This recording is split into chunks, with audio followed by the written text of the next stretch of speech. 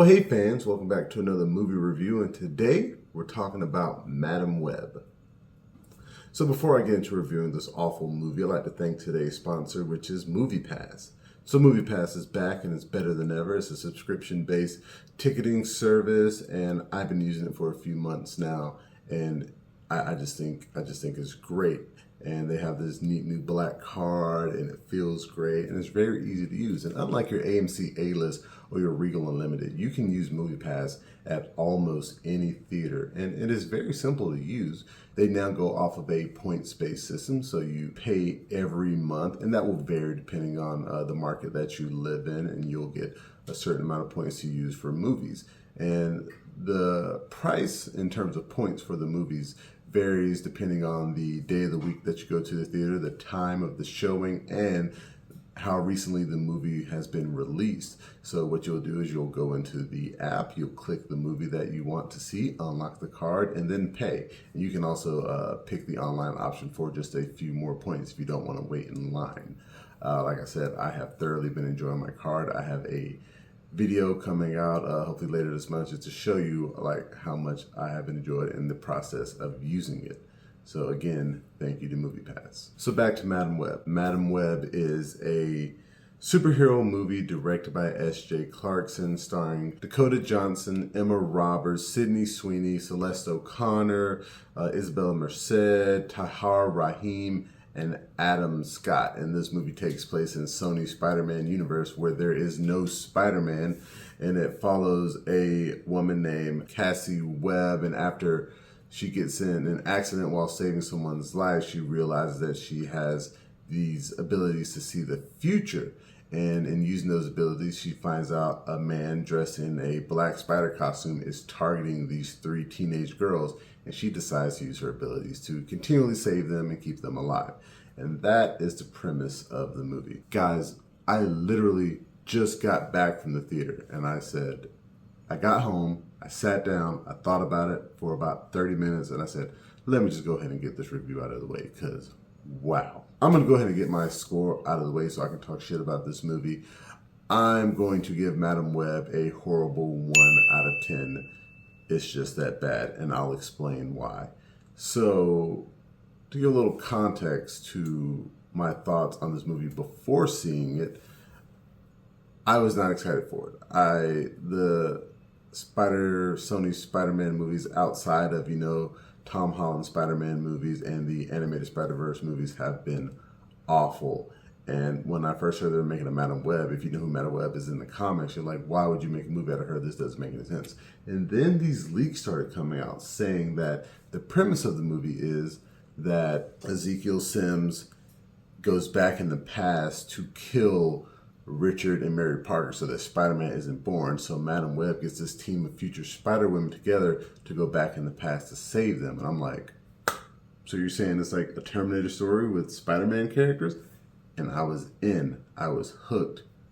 But it turns out that's not what the story is. The story is more akin to Final Destination. It is set in 2003, and basically Cassie Webb sees these girls get killed. She averts to killing, and they move to the next location. She sees them get killed again. She averts to killing, they move to the next location. So basically she's trying to avoid this guy using her abilities that she can barely handle.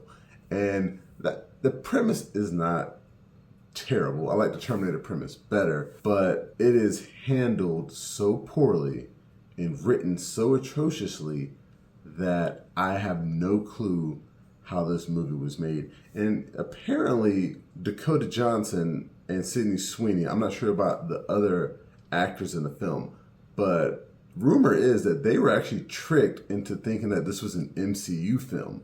Like, they thought they were signing on to be in the MCU after talking with some actor friends of theirs who said being in the MCU is great. So they talked to their agents when this movie came along. So he's like, yeah, that's in the MCU. So they signed on, and they later found out that no, this has no connection to the MCU. So that's just terrible on Sony's part. And the dialogue is worse than what you saw in the trailers. It is very cheesy, and it is like, you roll your eyes some of the time when people say things. You're like, did somebody really write that? Somebody got paid a lot of money to write this. I could write a better Madam Web movie. It's just that bad. Speaking of dialogue, so a lot of Tahar Rahim's lines as Ezekiel Sims, it seems to be ADR. There is literally a scene in the movie where he is speaking to his assistant, and the words that are coming out of his mouth do not match the way his lips are moving, and they don't hide it at all. He's looking like it's right there. You can see his lips moving in totally different directions while he says something else. It is awful that they allowed that to get into the movie. You cut away when there's ADR. You don't show faces unless it's like one or two words you can get away with. And the three Spider-Women who aren't Spider-Women in the majority of the film, and they're only Spider-Women in the future, that doesn't really happen. The future that they're trying to stop, like, I'm not sure what the time travel rules are. So basically, Ezekiel Sims, he is having visions that these three Spider-Women are going to kill him. We don't know why they come to kill him. These three Spider-Women are going to kill him.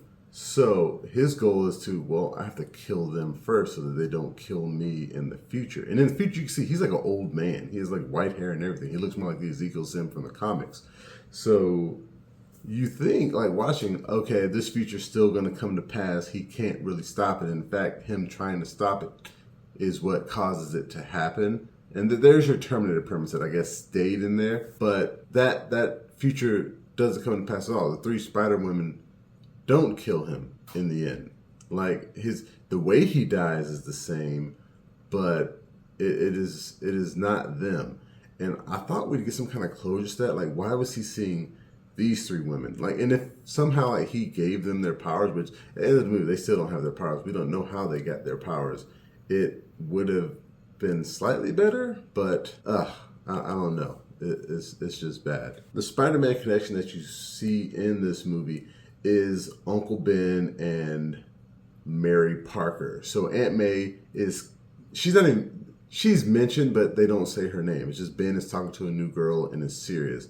That's all you know of Aunt May. And Richard Parker is away on business while his wife is pregnant.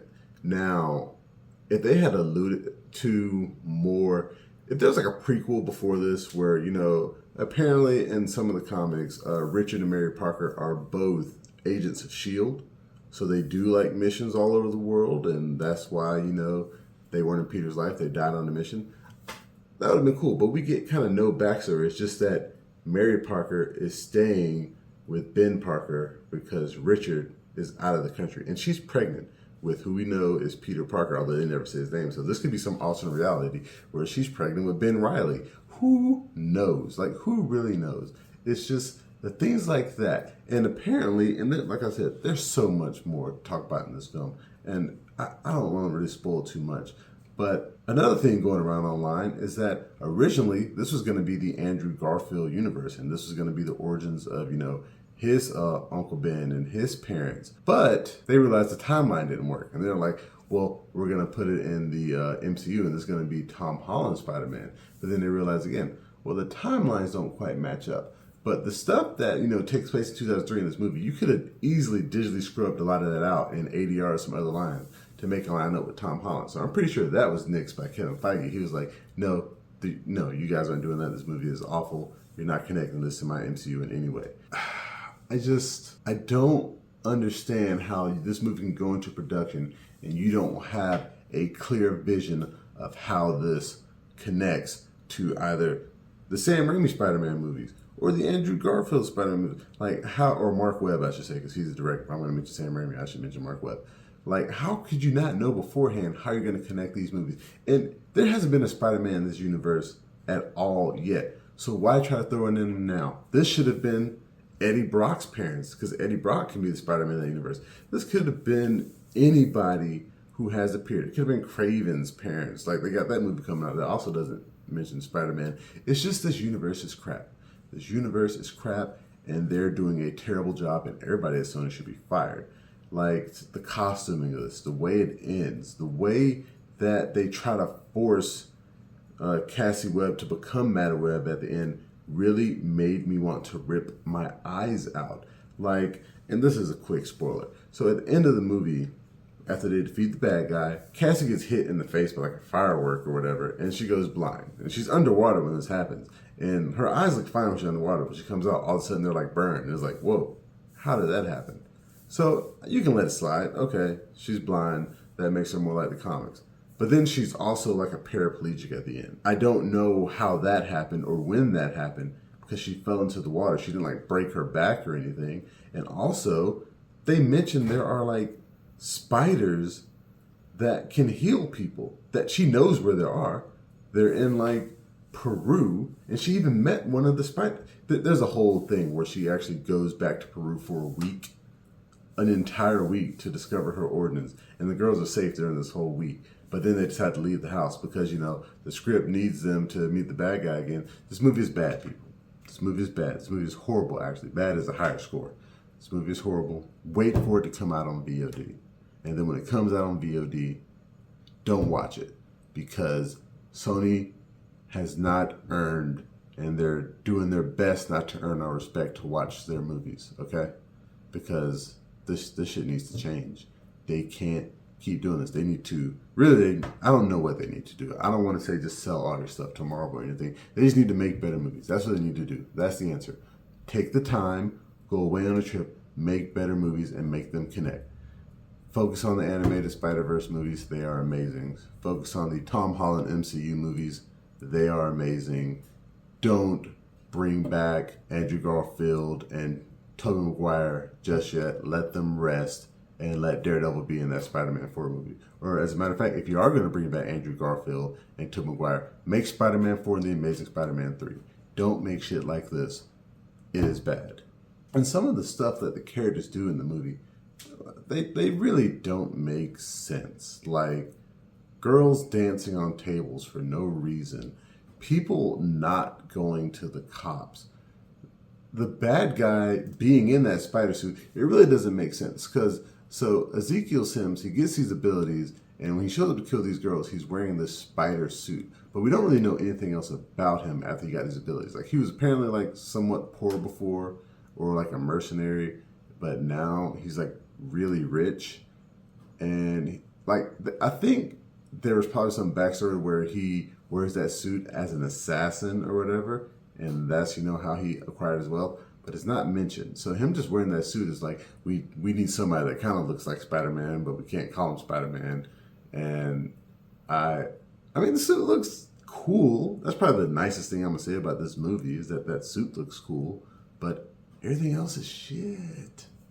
I'd like to thank you guys again for joining me for a movie review. Remember, you can watch the full review on YouTube and the website, flipfrogllc.com/flicksfrog. You can find us on Facebook, Instagram, Twitter, and Reddit. And please, pretty please, make sure that you like, share, and subscribe. Subscribe to the YouTube channel, Facebook page, anything and everything. Make sure that you subscribe. And until next time, I'll be seeing you.